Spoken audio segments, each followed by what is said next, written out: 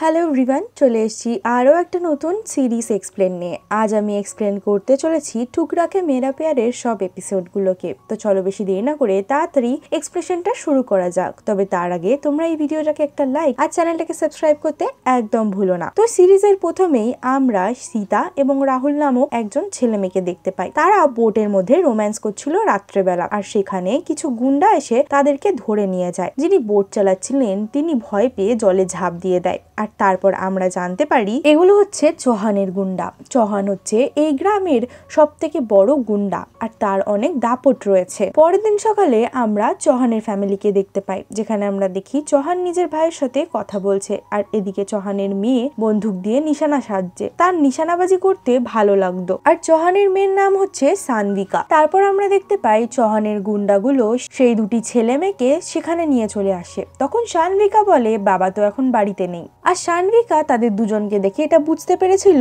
তারা দুজন প্রেম করতে গিয়ে ধরা পড়ে গিয়েছে। আর তখনই গুন্ডারা তাদেরকে ধরে নিয়েছে। তোমরা কি দুজন দুজনকে সত্যিই ভালোবাসো? আর তখনই সানভিকা ছেলেটার হাতে বন্দুক দিয়ে দেয়। সে বলে যে তুমি যদি তাকে সত্যি ভালোবেসে থাকো তাহলে নিজের জীবন দিয়ে দেখাও। আর ছেলেটা বন্দুক নিয়ে মাথায় গুলিও মেরে দেয়, কিন্তু গুলি বেরোয় না, তার মধ্যে তখন গুলি ছিল না। আর এই কাজটা মেয়েটাকেও করতে বলে, কিন্তু মেয়েটা তো আগেই হাত তুলে দেয়। সে বলে আমি তো শুধু টাইম পাস করছিলাম। আর এটা জানার পরে ছেলেটার মন খারাপ হয়ে যায়। তারপরে সব গুন্ডারা তাদেরকে নিজের জায়গায় ছেড়ে দেয় আর নিজে কলেজের জন্য বেরিয়ে পড়ে। আর সানভিকা এমন ধরনের মেয়ে ছিল যে ভালোবাসায় বিশ্বাস করতো না একদমই। সে নিজের বাইক নিয়ে কলেজ যেতে শুরু করে দেয়। তারপরে সিন চেঞ্জ হয়, আমরা অরবিন্দ নামের একটা ছেলেকে দেখতে পাই। সে নিজের সাইকেল নিয়ে কলেজ যাচ্ছিল, আর মাঝখানে তার বাবার সাথে তার দেখা হয়ে যায়, যেখানে তার বাবা তাকে বলছে তুমি পড়াশোনায় খেয়াল দাও। আর এরপরে সে কলেজে বেরিয়ে যায়। তারপর আমরা চৌহানকে দেখতে পাই, সে নিজের ভাইকে নিয়ে কোথাও যাচ্ছিল। আর তখনই তার সামনে থেকে একটা মিনিস্টারের গাড়ি আসছিল,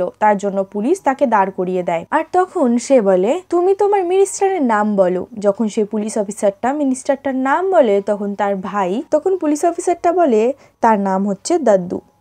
আর তখন আমরা দেখতে পাই আঙ্গদ দাদ্দুকে কল করে বলে যে চৌহান তোমাকে ডাকছে। আর এরপরে দাদ্দু তাড়াতাড়ি করে চৌহানের সাথে দেখা করতে চলে আসে। আর তারপর আঙ্গদ বলে যে তুমি কিছু ভুলে যাচ্ছ বোধহয়, তুমি এসে চৌহানের পা ধরলে না তো, তাকে নমস্কার করলে না তো। আর এখানে আমরা বুঝতে পারি চৌহানের এখানে অনেক পাওয়ার রয়েছে, সে একটা মিনিস্টারের থেকেও বেশি পাওয়ারে রয়েছে। আর এই অপমানের জন্য দাদ্দুর খুব ইনসাল্টেড ফিল হয়, আর সে ভাবে যে কোনো একদিন সে চৌহানের থেকে বদলা নেবে। অন্যদিকে আমরা অরবিন্দকে দেখতে পাই, সে নিজের কলেজের জন্য যাচ্ছিল বোটে করে। আর তখনই সেখানে সানভিকা চলে আসে, আর তার গুন্ডারা অরবিন্দের সাইকেলটাকে রাস্তায় ফেলে দেয়, কারণ সেখান থেকে সানভিকা সেই বোটে করে যাবে। সানভিকা তখন গুন্ডাটাকে বলে যে তোমার ওর সাইকেলটাকে এভাবে ফেলা উচিত হয়নি। তখন গুন্ডাটা বলে আপনার থেকে বড় এই গ্রামের কেউ নয়। আর তারপরে সানভিকা তার বাইক নিয়ে চলে যায় ওই পারে কলেজ যাওয়ার জন্য। আজকে কলেজের মধ্যে তুলসী দাস জয়ন্তী ছিল, যেখানে অরবিন্দের স্পিচ দেওয়ার কথা ছিল, কিন্তু এই সব ঝামেলার চক্করে সে অনেক লেট হয়ে গিয়েছিল। কিন্তু তার সত্ত্বেও সে এসে সেখানে স্পিচ দেয়। তারপরে আমরা অরবিন্দের মাকে দেখতে পাই, যে চৌহানের বাড়িতে কাজ করত। আর তার মা কাজ থেকে ফেরার সময় সেখান থেকে খাবারও নিয়ে আসে, যাতে করে তারা খেতে পারে। আর তখন আমরা দেখতে পাই অরবিন্দ পড়াশোনা করছিল। আর এদিকে রাতে খাওয়ার সময় অরবিন্দের বোন বলে যে সে ওখানের খাবার খাবে না, কারণ তার ভাইয়ের সাইকেলটা তাদের গুন্ডারা ভেঙে দিয়েছে। আর অরবিন্দের বোনের নাম হচ্ছে সিম্মি। তারপরের দিন আমরা অরবিন্দকে দেখতে পাই কলেজ ছুটির পরে যখন সে বেরোয়, তখন সে দেখতে পায় চৌহানের লোকেরা তার সাইকেলটাকে চুরি করে নিয়ে যাচ্ছিল।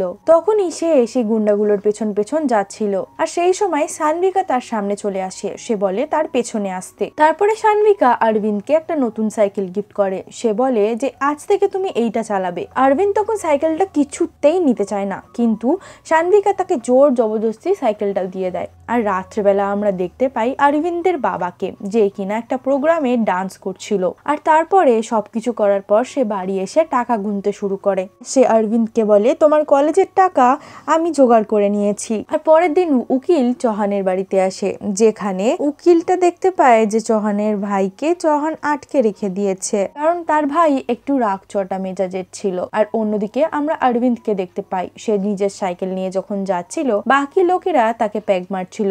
সে বলছিল তোর বাবার নাচার টাকায় নিশ্চয়ই সাইকেলটা তোকে কিনে দিয়েছে। আর এই কথাতে অরবিন্দ অনেক রেগে যায়, সে সেই ছেলেটাকে মারতে চলে যায়। আর তাদের মধ্যে ঝামেলা হওয়াতে সেই ছেলেটা অন্য আরো কিছু গুন্ডাদেরকে ডেকে নেয় যারা অরবিন্দকে মারতে এসেছিল। আর সেই সময় সেখানে চলে আসে শানভিকা এসে সেই গুন্ডাগুলোকে সেখান থেকে ভাগিয়ে দেয়। আর তারপর সে কলেজের জন্য বেরিয়ে যায়। অন্যদিকে আমরা দেখতে পাই অরবিন্দের বন্ধু তাকে বলে যে তোর শানভিকাকে থ্যাংক ইউ বলা উচিত। আর তার বন্ধুর নাম হলো সাহিল। আর আমরা দেখতে পাই কলেজ গিয়ে অরবিন্দ একটা থ্যাংক ইউ লেটার লেখে আর সাহিলের হাত থেকে তার কাছে পাঠিয়ে দেয়। তার কাছে লেটারটা নিয়ে যেতে সে সেই লেটারটাকে সেখানেই ছিঁড়ে ফেলে দেয়। সে বলে যদি থ্যাংক ইউ বলারই হয় তাকে বলো আমার কাছে এসে থ্যাংক ইউ বলতে। আর তারপরে অরবিন্দ টিফিন টাইমে তার কাছে চলে যায়, গিয়ে তাকে থ্যাংক ইউ বলে। আর তারপরে সেখানে শানভিকা বলে এত হালকা থ্যাংক ইউ, ঠিক করে থ্যাংক ইউ বলো যদি বলারই হয়।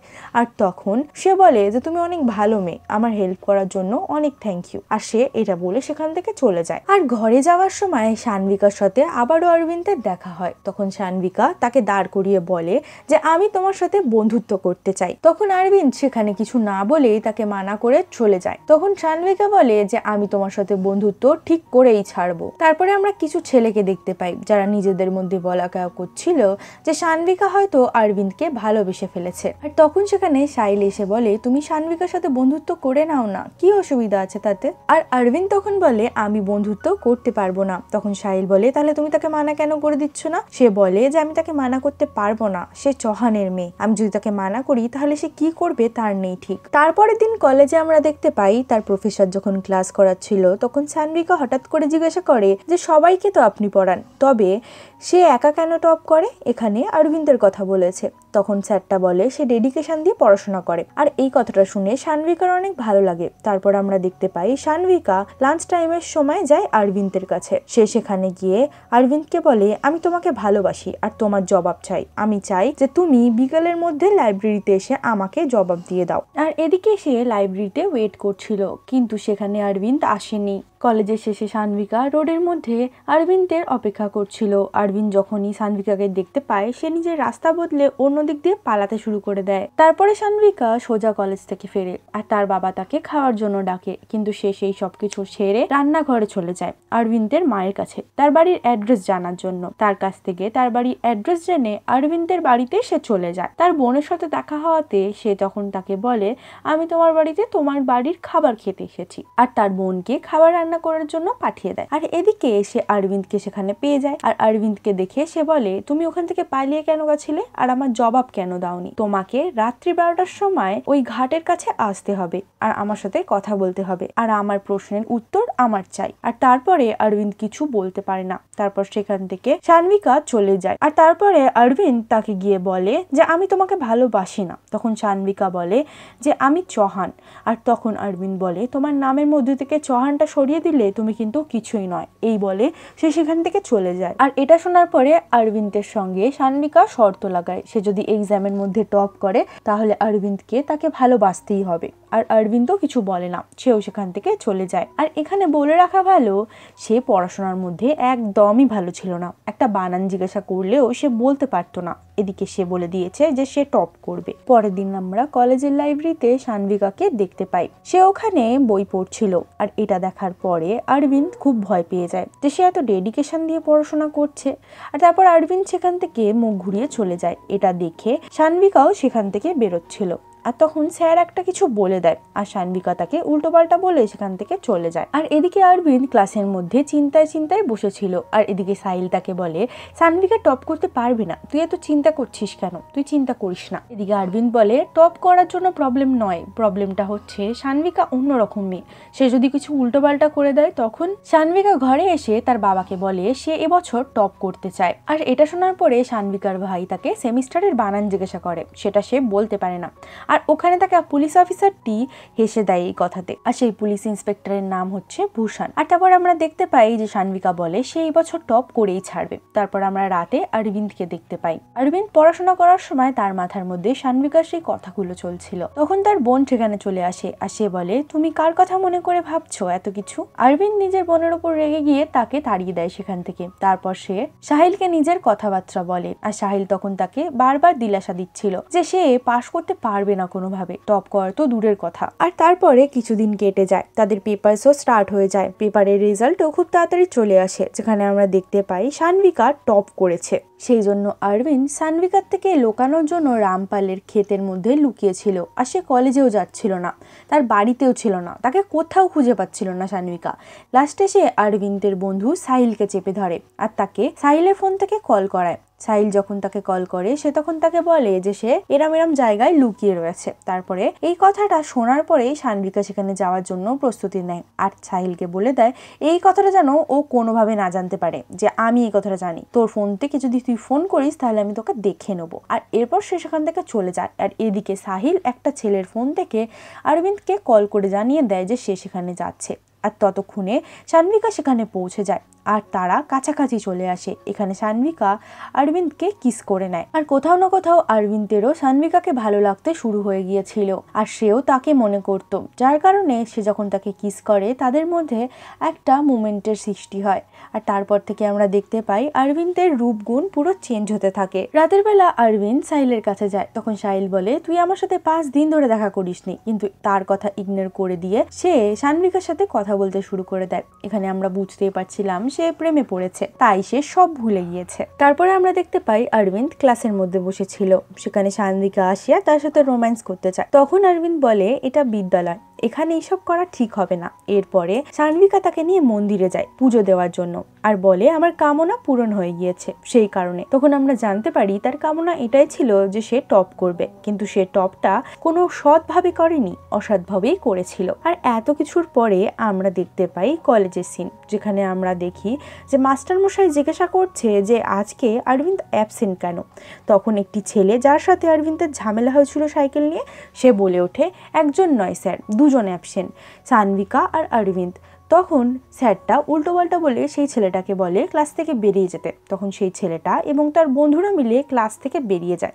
তখন স্যার বলে তোমরা কোথায় যাচ্ছ? তখন সে বলে আমার বন্ধু যেখানে সেখানে, এই বলে তারা বেরিয়ে যায়। তারপরের দিন আমরা দেখতে পাই কলেজ যাওয়ার আগে অরবিন্দ আর সানভিকা রামপালের খেতে গিয়েছিল। এখানে অরবিন্দ বলে আমরা 12টার মধ্যে কলেজে যাওয়ার জন্য রওনা দিয়ে দেবো। আর সেই ছেলেটা শ্যাম, যে কিনা আগের দিন স্যারকে বলেছিল, সেই ছেলেটাও লুকিয়ে লুকিয়ে তাদের পেছন পেছন গিয়েছিল। কিছুক্ষণ পরে শ্যাম পুষ্করকে নিয়ে, মানে সানভিকার ভাইকে নিয়ে রামপালের ওই ক্ষেতের মধ্যে চলে আসে, যেখানে সানভিকা অরবিন্দকে লুকিয়ে থাকার জন্য বলে, কিন্তু পুষ্কর তাকে খুঁজে বার করে নেয়। চৌহানের গুন্ডারা এদিক থেকে তার ফ্যামিলি মেম্বারদেরকেও তুলে তাদের বাড়িতে নিয়ে চলে আসে। আর সবার সামনে সানভিকাকে জিজ্ঞাসা করে তুমি কি একে ভালোবাসো? কিন্তু সবার সামনে সানভিকা বলে আমি ওকে ভালোবাসি না, ওই আমার পেছনে পড়েছিল। এই বলে সানভিকা পুরোপুরি পাল্টি খেয়ে যায়। এটা শোনার পরে চৌহান অরবিন্দের বাবার হাতের মধ্যে পেরেক গুঁতিয়ে দেয়, নিজে সেখান থেকে চলে যায়। তারপরে চৌহানের গুন্ডারা মিলে তাদের পরিবারের লোকেদেরকে খুব মারধর করে। অরবিন্দ আর তার বাবাকে ভীষণ মারধর করে, তারা রড দিয়ে পর্যন্ত মারধর করছিল। তাই যাওয়ার সময় তার বোনকেও তারা দেখতে পেয়ে যায়। ইতিমধ্যে আমরা দেখতে পাই পুষ্কর নামের ছেলেটি অরবিন্দের বোন সিম্মির বুকে হাত মেরে তার কাপড় ছিঁড়ে দেয় আর তাকে সবার সামনে লজ্জিত করে দেয়। তারপরে সবাইকে নিয়ে সে ঘরে চলে যায় আর তাদেরকে ঘরের মধ্যে আটকে দেয়, দিয়ে বাইরে থেকে লক করে সেই ঘরে আগুন লাগিয়ে দেয়। যা হোক করে কোনোভাবে তারা সেখান থেকে বেরিয়ে আসে আর গ্রাম ছেড়ে নিজের মামার কাছে চলে যায়। আর যেহেতু সিম্মির এত বড় বেজ্জাতি হয়েছিল, সেই কারণে সে একটা ঘরে গিয়ে নিজেকে ফাঁসি লাগিয়ে নেয়। অন্যদিকে সানভিকার বন্ধু সানভিকাকে বোঝাচ্ছিল তোমার এটা করা উচিত হয়নি, অরবিন্দ তোমাকে সত্যিকারের ভালোবাসতো। আর এটা শোনার পরে সানভিকা তার বন্ধুর ওপরে চিল্লামিল্লি করা শুরু করে দেয় আর তাকে ঘর থেকে তাড়িয়ে দেয়। আর এদিকে চৌহান ভাবছিল সে সানভিকার তাড়াতাড়ি বিয়ে করিয়ে দেবে, আর এদিকে পুষ্কর বলে সানভিকার বিয়ে আমরা অনেক ধুমধাম করে করব। আর এদিকে অরবিন্দ নিজের বোনের কাজকর্ম সব সারে আর সে ভেতর থেকে পুরোপুরি ভেঙে গিয়েছিল। আর তার কিছুদিন পরে অরবিন্দের মামা অরবিন্দকে রিক্সা চালানো শিখিয়ে দেয় আর তার মালিকের কাছ থেকে তার জন্য একটা গাড়িও জোগাড় করে দেয়।